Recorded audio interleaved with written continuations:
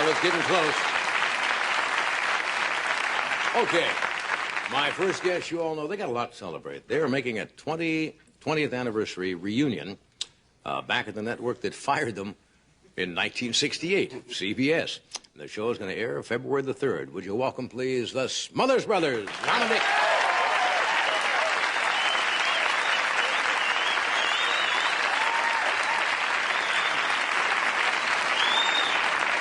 Thank you very much, and it's coming up to be New Year's Eve, and we'd like to do a song that's kind of appropriate. It is New Year's Eve already. It's not coming up to be New Year's. It is New Year's Eve. Yeah, but it will be, the New Year's coming up. And probably within 10 minutes it will be New Year's. When it comes up, this is a song I think that everybody out there that's watching television particularly... Well, they wouldn't be listening to you if they weren't watching television, Tom.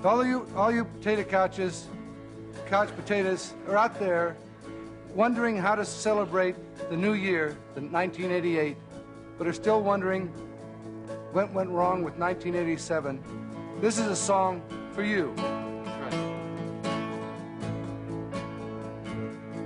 To dream the impossible dream, to find the unbeatable foe, to bear with unbearable sorrow, to run where the brave fear to go. This is my quest, to follow that star, no matter how hopeless, no matter how far, to fight for the right without question or pause, to be willing to march into hell for a heavenly cause.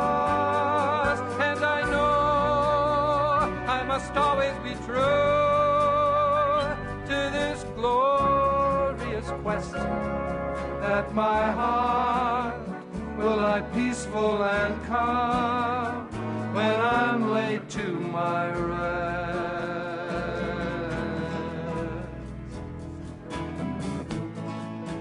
The Impossible Dream, from the Broadway show Man of La Mancha. It tells the story of the brave, the courageous Don Quixote. In this song, The Impossible Dream, it tells of his quest, his impossible dream, his vision, and his courage. And I think that this song has a message for every single person in our television audience tonight. In fact, this song has a message for every single living person in the entire world. Tom, what is the message this song sends to you? I'm sorry, I really wasn't paying attention. I didn't hear it. Well, I think it's important you pay attention. What do you think I'm doing up here anyway? Well, listen, will you? The message is a simple one. It's fight for what you believe in. That's right. Fight for what you believe in. If you believe in something strong enough and it's important to you, then no matter what the odds, no matter what the possible outcome, if you stand up straight and fight for your convictions, then you will be the winner. No matter what the result, you will be the winner in life. That's what this song means to me. Did you listen? Did you pay attention? Did you understand what I was saying? This song reminds me on New Year's Eve of two great Americans. As we look at the past and look forward to the future, two great Americans reminds me of the stories of George Washington and Lieutenant Colonel Oliver North. It was over 200 years ago. The world gave birth to a new nation, America. And George Washington was known as the father of our country. George Washington. You know, they say George Washington slept here, he slept there, yet he was still elected president.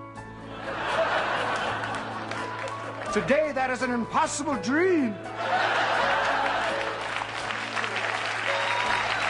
And what of Lieutenant Colonel Oliver North? We all learned a great moral lesson this past year, 1987. We learned through his help, and with his help, we learned this great moral lesson that it is better to tell the truth about a lie than to lie about the truth. There wasn't a question of arms for hostages, but condoms for Contras. I wonder what George Washington would have thought. He might have said it's just another cherry tree incident.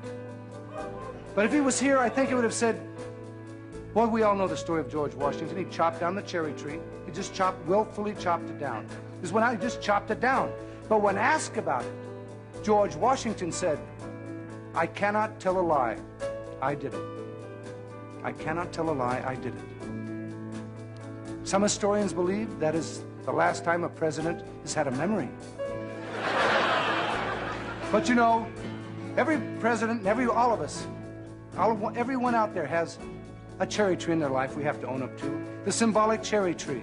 Right. Harry Truman had his cherry tree. In this world, Harry Truman had a cherry tree he had to own up to. John F. Kennedy had his cherry tree. Richard Nixon had several cherry trees.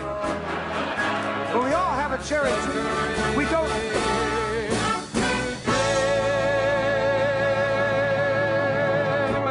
Ronald Reagan has an entire forest. the impossible dream.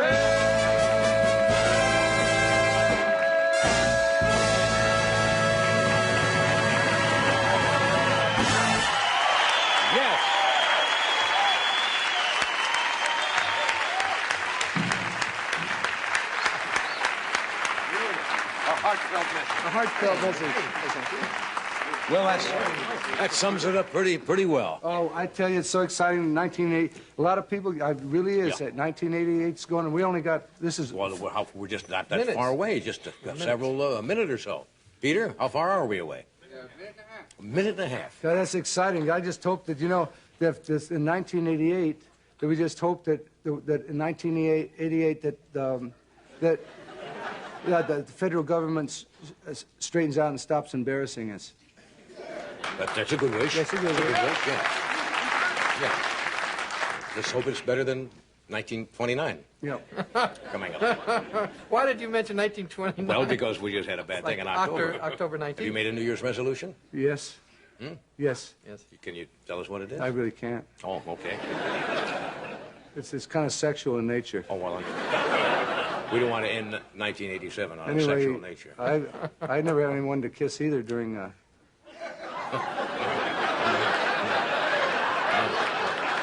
The show cannot dissolve into this tonight. We have to have a certain tone here. Now, we're getting about 30 seconds away. Yeah. Now, people are probably sitting at home, you know, getting ready to toast their champagne. We have no champagne tonight because it's illegal, as you know, I didn't know that. to drink on the air. Want to light up one?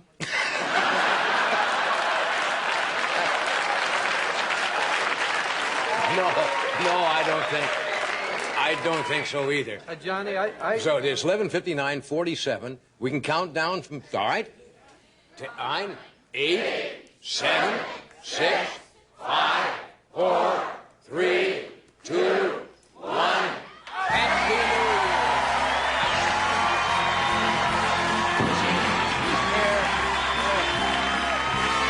Oh, it's fast.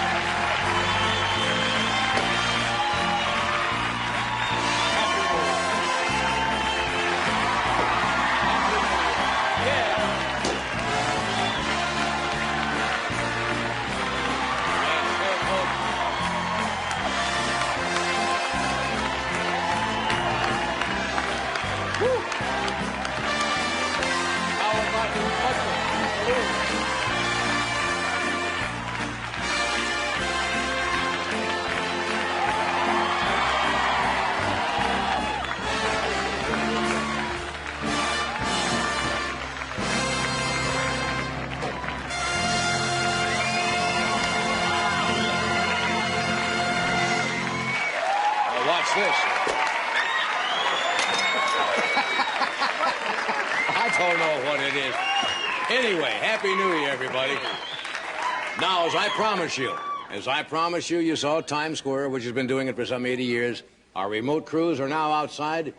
So let's switch to the corner of Alameda and Olive here in Burbank. Here we are.